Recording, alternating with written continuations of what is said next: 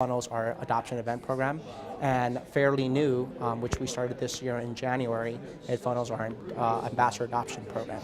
Now, our ambassador adoption program differs a little bit from our actual foster program because these are actually specialized, trained foster parents that have already been through the foster care system for well over maybe a couple months and have already had a series of experience with other type of foster care opportunities, and they are already trained to kind of handle specific situations. Now, our ambassador program actually focuses at high-risk animals and animals that are neonatal or mamas that are nursing. So our foster ambassador parents are actually very trained. And some of the milestones that we've actually encountered are over 250 adoptions for the ambassador program since January. At the same time, we've managed to keep our sterilization rate well over 84%.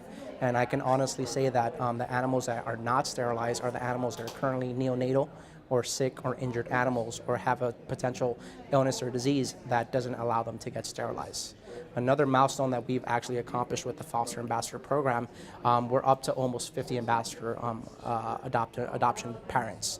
The very first month, I think we recruited 3, and it was actually very dismal, and it was kind of discouraging, but it took off from that point. And right now, we're training about 7 foster ambassador parents every single month. And we like to take it that slow because the training takes that much time. In order for us to go through the collateral, go through some of the training material, help them understand what the marketing looks like for some of these pets, we have to do all those things. Now, the way the foster ambassador adoption actually occurs, we basically start pre-selecting every single animal in the sheltering system, and we start identifying what we want to put as ambassador adoptions. From that point, we have an automated email system, and we work with our community and programmers and database individuals to kind of make the transition of how we're communicating these pets to our potential foster ambassadors a lot easier. So we start shooting out call to actions, email blasts, and individuals start responding. Once they respond, they come and pick up the animal and they meet with the foster care coordinator. From that point, the foster care coordinator gives them a toolkit, and that toolkit includes every single parameter and protocol that we have in place that they need to follow. It also includes the next appointments that they need to come in for any type of necessary medications or veterinarian lookup. Now, from that point, the individual takes the actual pet home and they start the marketing process.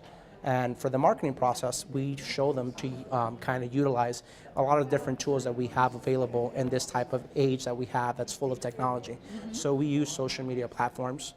We use web-based technologies. So a lot of individuals go to adoptapet.com, petfinder.com, Craigslist, and they start posting there. Now, a lot of other individuals, they like to utilize YouTube and FaceTime.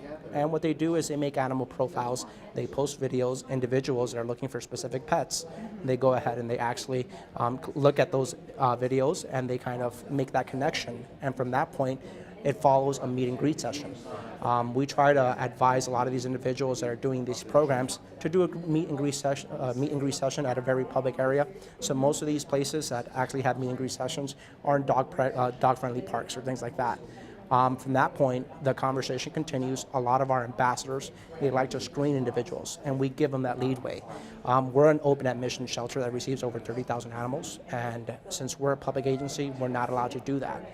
But we give a lot of discretion and a lot of leadway to the ambassador parents to go ahead and do this, and it always winds up being really good. Now, one thing that we've actually noticed, and one of the biggest milestones that we've actually kind of recorded, is the attrition rate as far as the animals coming back into our sheltering system from fosters that had an ambassador adoption and then being returned. And that's very minimal. I can honestly say, like, out of the over 250 animals that we've placed through this program, maybe a handful has come back. And at the very end, our ambassador, foster parent, they take the animal right back, and the process starts all over again. So what makes a great ambassador? A great ambassador is an individual who really wants to make a change in society. We try to recruit ambassador parents through a lot of different avenues. We work with a lot of animal advocacy groups. We work with rescue groups. We come to find out that these individuals are already embedded in civic services that might be in other different type of industries. So what we try to do is we try to go to the universities, we try to go to the schools, and we try to recruit these individuals and show them that this can be a very rewarding experience. So the individuals that make a really good foster parent are individuals that really want to make an honest change and that really want to kind of make a change for the greater good of the animals within our sheltering system. And I heard you have one who has done 80 adoptions. Yes. Like, what's up with that? She actually has a puppy palace, and she. Okay. We actually have one foster parent that's done 80 ambassador adoptions, and this woman is an amazing ambassador adopter. She has an actual puppy palace within her house, and she is probably maybe our second oldest ambassador fosters. And she is a volunteer that I told you that is very empowered, that wants to take the program and just spear it and just, kind of push it to the community. She is one of the individuals that started our page, our Facebook page that's really led by volunteers. It's Fostering Miami Dogs. And on there, that's where we start working the networking, and we have the support base from other foster parents that have that experience, and they interact amongst each other because we don't have the actual resources to do so. But she has done about 80 foster adoptions, and at the same time she's kind of assisted in other ways because she trains new incoming foster ambassadors in the same exact methods, and they rely a lot on her. So what happens when an ambassador has found an adopter? Like, how does the adoption get completed? Okay, so the final stage of the ambassador adoption process, after they do the meet and greet and they agree on doing the actual adoption, what we do is we do everything electronically for individuals that have access to technology. So we send all the applications. They send us all the information of the actual individual that wants to go ahead and adopt this pet. They send us a license, they send us the payment, and we take credit card authorization forms over the internet, or we take checks at the same time for individuals that don't have access to the internet. We mail everything to them. So we try to make this as accessible as possible and as feasible to the individuals that want to adopt. So at the very end, no pet comes back to the shelter if we can ultimately try to avoid that in every case possible. Cool. So what advice would you give to an agency who wanted to start an ambassador program? The biggest advice I would give to an individual or an agency that's trying to maybe expand this program or start this program is not to have a fear of starting it. One of the biggest things that I was first fearful of is having the support from some of our staff members, or maybe having the support as far as the medical part of it, since we actually operate an inventory of about 200 animals, and that's what I like to call a virtual shelter, aside from our 400 animals that are regularly in the shelter. So what I would tell an individual is just to really look at the resources that you have available, interact with some of the database programmers that you have, because they can make so many things easier for you where you don't need additional help. Really tap into that volunteer core, because they're the individuals that are really marketing your program forward. They're really the individuals that are pushing everything forward for you. And just be mindful that everything you have to take by strides. The successes at the very end are going to outweigh every single obstacle that you've encountered, and everything is going to play out. Cool. And so what's next for your ambassador program at Miami? The next thing for us is really to expand the program and build incentives around the actual ambassador program.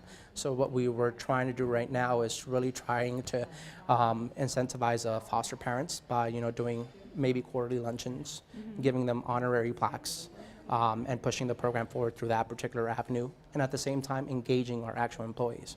So what we want to do is our shelter is actually part of a county department, and we have over 30,000 employees. So what we're trying to do is we're trying to build incentives for the employees themselves to kind of take on fostering as an option. And what they do is they get AD time maybe at the end, where they get free 8 hours for just doing this service, and they're helping the community. And at the same time, we're trying to partner up with other affiliates. At this point, we have a huge volunteer base with a lot of different local and national partnerships where they just come in and volunteer for the day. And they do like maybe bathing and things like that, and socializing for the animals. What I want to do next is offer them the foster program and have their core of workers who are very, mindful of civic service to have this as a possible option. Cool. And what about numbers? Do you have any ideas about number goals? Or? Yes. Right now, I think we're going to end the year with maybe 300 foster ambassador adoptions. I think next year we want to go ahead and push the needle maybe to 500. Cool. And I think it's very possible. Awesome. Thank you. Thank you. Alrighty. Cool. Good job. Thank you. Good job with the interview. Good job with what you're doing. Thank you. Yeah. Thank you. Good. Nice to meet you. Same. Thank you so much.